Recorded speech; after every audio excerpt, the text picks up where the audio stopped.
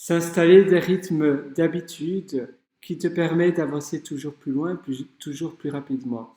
Les rythmes d'habitude, c'est finalement quelque chose d'ultra puissant. Parce que une fois que tu as un rythme d'habitude, eh bien, tout sera enclenché. Tu ne devras plus penser à faire quelque chose. Ça fera vraiment partie, ça sera ancré dans ta journée et dans les rituels de tes journées.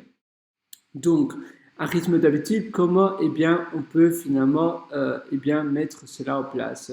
J'aimerais par exemple écrire un livre, j'aimerais écrire une formation, j'aimerais être meilleur en cuisine, j'aimerais apprendre une langue étrangère, j'aimerais créer un logiciel informatique ou un business.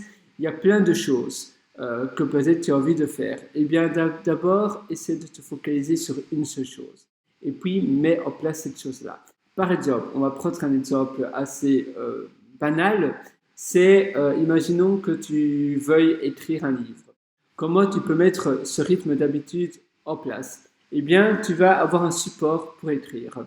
Peut-être que tu as une FreeWriter, tu sais, la fameuse machine à écrire à l'ancienne, la typewriter FreeWriter. Peut-être que tu as cela, peut-être que tu as une tablette où tu peux écrire, peut-être que c'est sur ton PC avec un logiciel style Word ou bien Pages, peu importe du support, peut-être que c'est même sur un carnet, mais là le problème, si c'est un carnet à l'ancienne sur le papier, après ça te prendra du temps pour la retranscription, donc c'est pas l'idéal parce que retranscrire, parfois ça peut justement augmenter les sources de procrastination. Donc moi personnellement, je te conseille d'avoir un support le plus simple possible sans distraction. Et tu vas te dire tous les matins, quand je me lève, par exemple, sur ma table basse, tu vois, là par exemple, j'ai une table basse dans mon salon et tu te dis, sur ma table basse, dans mon salon, je vais écrire 4 à 6 pages par jour. Et tu te mets vraiment un timer, tu te mets vraiment un temps imparti que tu veux vraiment écrire. Parfois, tu as d'autres choses dans ta tête, tu as des pensées, tu es un peu stressé, tu veux peut-être faire des recherches sur Internet. Tu te dis non, d'abord, je passe une demi-heure, 3/4 d'heure, le temps que je me suis défini à écrire. Et parfois, tu ne sais pas trop quoi écrire, tu as envie d'être inspiré, etc. Mais en réalité, tu as tout dans ta tête. Et quand c'est très tentant d'aller voir des ressources sur Internet, d'autres personnes qui ont déjà écrit des livres. C'est très tentant de faire cela, mais après on fait des recherches, on regarde, etc. Et finalement, après une demi-heure, une heure, on n'a rien fait. On a simplement fait des recherches et ça ne va pas nécessairement rendre ton contenu bien meilleur. Et même parfois, ça va te le rendre moins bien. Et ça prend du temps et finalement, ce n'est pas du temps que tu accomplis pour toi-même et c'est du temps pas vraiment perdu parce qu'en même temps, tu t'inspires d'autres sources, mais durant ta routine du matin, tu exclus cela. Ça peut être le soir, quand tu te détends, tu peux toujours aller voir des ressources, mais pas quand tu écris. Quand tu écris, tu fais rien que ça et c'est tout. Et c'est vraiment important d'être vraiment discipliné sur toi-même, sinon tu vas vraiment pas le faire. Si c'est pour développer ta startup, tu essaies de vraiment développer un plan stratégique. Peut-être que tu veux justement pencher sur la question du référencement, sur promouvoir ton produit, sur peut-être que tu vas tous les jours, pendant 20 minutes, tu te donnes 20 minutes à envoyer des messages, etc. sur Fiverr ou d'autres plateformes de sous-traitance pour justement voir comment le progrès de la promotion de ta boîte fonctionne, si ça va bien, si ça va pas bien, etc. Et c'est bien d'avoir un temps bien déterminé. On appelle cela d'ailleurs le time boxing. Ainsi, ça évite justement de prendre plus de temps. Tu te sens un peu stressé et le temps te stimule. Ça fait partie de la loi de Parkinson qui dit aussi qu'on a toujours tendance à utiliser tout le temps qui nous est imparti. Et au plus le temps qui nous est imparti est court, au plus on sera stimulé à aller vite, un peu comme dans un sprint, un peu comme si on doit courir et on a seulement 20 minutes pour faire une distance impartie. Toi, c'est pareil avec tes listes de tâches. Une fois que c'est terminé, c'est terminé. Si tu n'as pas terminé, tu te dis, peut-être c'est pour demain alors. Pour demain, à la même heure, j'aurai toujours 20 minutes. Je peux recommencer plus tard et je mets ça sur pause. Et après, c'est vraiment terminé. C'est dur de mettre cela en place, mais Voilà, les premiers jours, ça va pas être facile. Tu te demanderas certainement pourquoi tu fais cela. Mais après, finalement, eh bien, ça sera mis en place, ça sera une routine qui sera définie et ça sera, voilà, ça fera vraiment partie de toi, ça fera partie de tes journées. Et là, ça ira beaucoup plus simplement. Si tu veux, par exemple, eh bien, si, voilà, si on reste dans l'idée de la startup, mais si c'est plus pour développer ton produit, eh bien, c'est pareil. Tu te donnes tous les matins, voilà, après ton petit déjeuner. D'ailleurs, c'est mieux avant, parce que souvent, avant de manger, on est plus concentré, on a plus davantage de facilité à être concentré qu'après le repas. Après le repas, c'est plus facile, voilà, de divaguer vers des pensées, etc. C'est plus dur d'être plus focus. Mais avant le petit déjeuner, même si on a faim, on se dit qu'après on aura un bon petit déjeuner. Donc c'est toujours bien de faire cela avant. Et si c'est ta startup pour développer ton produit, eh bien tu te dis d'accord, maintenant je dois vraiment essayer de me focaliser de la création de mon produit, comment je peux mettre ça en route, comment je peux développer mon produit en question, comment je peux par exemple trouver une idée qui fonctionne, et bien après tu vas justement créer ton produit tout doucement et puis après tu te dis voilà, tu te donnes une date bien définie pour le 30 du mois, et bien je dois avoir terminé peut-être la construction du produit et puis après le lancement du produit et puis après la promotion du produit, etc. Si c'est par exemple pour tu t'es donné comme défi d'apprendre une langue étrangère, eh bien, à nouveau, tu te donnes 20 minutes tous les matins et tu essaies vraiment d'entrer cela. À nouveau, avoir le petit déjeuner de préférence. Essaie de boire 2 verres d'eau aussi au lever, donc avant de faire ta routine. Donc, tu te lèves, tu prends 2 verres d'eau, tu fais la chose la plus importante que tu veux entrer dans ta journée, dans ta matinée, et puis après, tu prends ton petit déjeuner.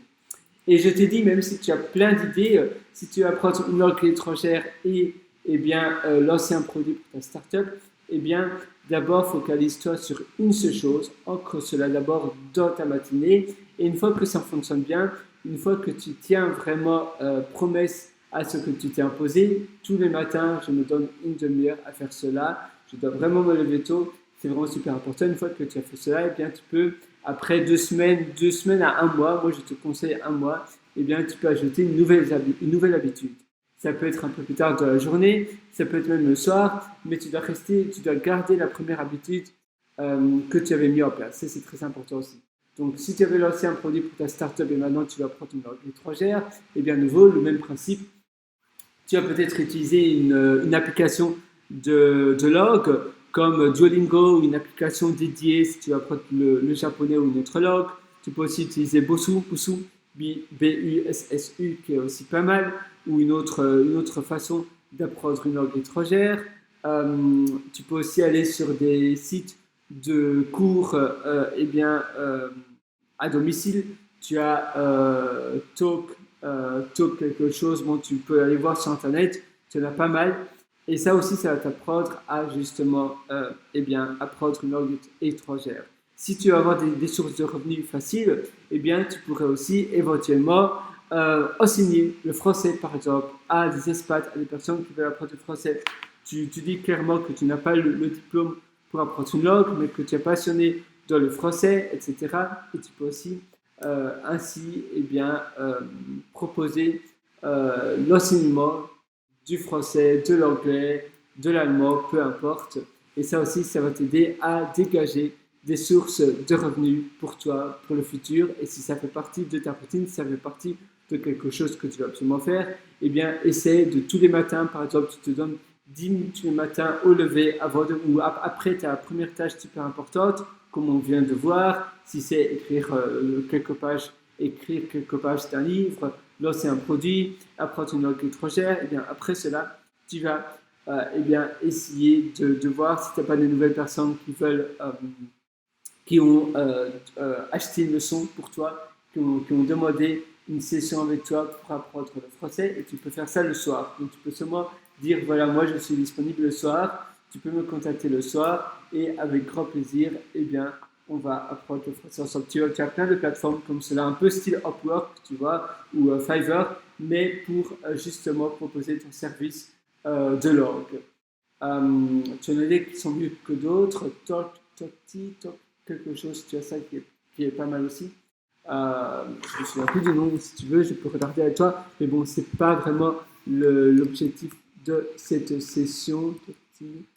Session. Euh, voilà. Et donc, c'est vraiment important que tu tiennes aussi la même heure pour ta routine. C'est super important que tu aies toujours la même heure pour tes sessions, pour tes routines justement de productivité. Je vais juste te dire, tu as dit pour Fluent You, non, c'est pas ça, Chatbug. Tu sais, c'est toujours que tu veux trouver quelque chose que tu ne trouves pas. Mais oui, non, c'est pas là. Talk. Je pensais que c'était Talk-T, mais apparemment non. One-to-one, tu mets Learning Language One-to-one et tu trouveras peut-être la plateforme. Mais Hello Talk, est-ce que c'est ça? Je pense pas que c'est là. Bon, voilà, peu importe. Alors, une dernière chose, avec, voilà, être ponctuel, c'est super important. Toujours te dire, voilà, je ne m'autorise pas une exception. Si tu t'autorises une exception un jour, eh bien, c'est beaucoup plus facile d'avoir une autre exception un autre jour. Donc, vraiment, tu dois vraiment te dire, non, non, non, c'est pour mon bien, je dois vraiment le faire. Créer une habitude, c'est bien, mais c'est toujours mieux avoir le petit déjeuner. Si c'est durant le petit déjeuner, tu seras distrait en mangeant. C'est vraiment bien, souvent avant de manger, après manger. Oui, en tout cas, du moins pour moi, je me sens beaucoup plus distrait, c'est beaucoup plus dur, et bien d'être beaucoup plus focus. Et voilà, finalement, c'est plus ou moins tout pour cette session. Tu dois vraiment savoir pourquoi tu fais cela. Et enfin, tu dois aussi avoir un plan d'objectif final. C'est-à-dire que tu te dis et tu te promets, après un mois, ça c'est justement le résultat que je voudrais avoir. Après 2 mois, c'est ce résultat-là.